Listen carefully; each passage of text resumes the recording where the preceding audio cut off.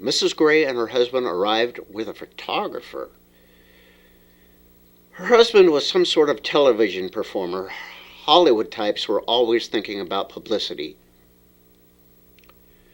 Being a serious scientist, I was focused on the task at hand.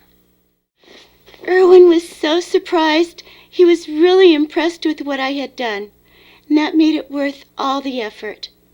Erwin and I got into position, and the system began to activate. And then, nothing happened. There still wasn't enough energy. We closed in on the lab. I was in the lead. I didn't want Erwin running through any other rooms, so I turned the lights off as I closed in. Psychologically, a fleeing fugitive is less likely to run into a dark room. We were attempting to locate the cause of the energy drain when the doors flew open and the police were everywhere. I jumped, hit an open power line, and died. I got better. Erwin was being nice to me, but I could tell he was laughing. My big surprise was ruined. Somebody turned the lights out in the hallway, and the next thing I knew, we were out of the lab. When you're shooting, it's pretty easy to forget where you are. I got right up close to that little guy from TV to get the look on his face. Then someone messes up my shot. I want to picture the police coming through the door. When I turn to snap the picture, they're gone.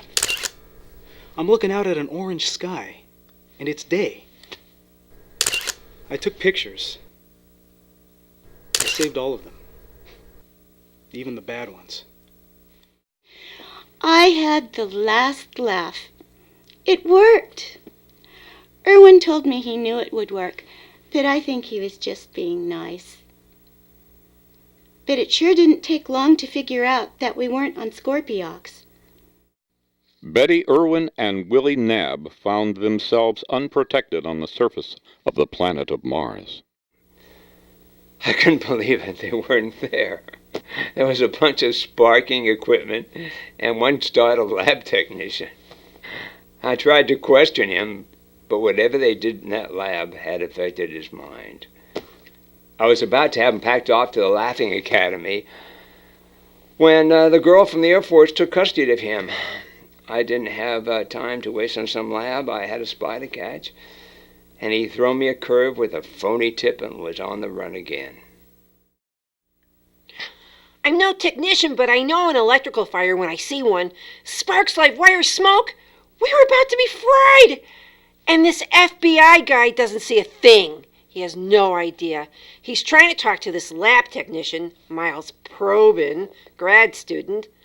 I took charge, and I got the lab technician to shut off the power before the place exploded. He was in shock, but he managed it. I took him into custody. After his debriefing, I didn't have to worry about him for very long. The power surge took out most of the equipment. I don't remember how I deactivated the power. The next thing I knew, I was handcuffed to a hospital bed. I was unaware then, but that was the beginning of my second life. The atmosphere of Mars is equivalent to the atmosphere of Earth at an altitude of 100,000 feet. The human body can withstand exposure to this environment for just under 40 seconds before they suffocate and their blood boils away. Erwin figured out that we were on the planet Mars. It was so exciting, and that's when we met Willie again. He was the photographer. Mars wasn't Scorpiox, but it was another planet. Unfortunately, it was a planet that was cold and didn't have much of an atmosphere. The only thing keeping us alive was the worm bubble, and it was decaying. We had the worm bubble guidance controller. It was really just an 11-dimensional reflector, kind of like a super telescope. Erwin figured we had about 2 minutes before the remnants of the worm bubble dissolved, and we would be exposed to the very thin atmosphere of Mars. Betty, Mrs. Gray, told me that we were on Mars. She explained how we got there, but it didn't make any sense to me. I took as many pictures as I could. I went through 4 rolls of film. And she and Irwin were working on some little gadget. They were in a hurry. It was getting kind of cold and foggy. The warp bubble was dissolving and would be gone in less than 2 minutes. After 3 minutes, they were still on Mars. It was too late. For Betty, Irwin, and Willie Nab, time had run out.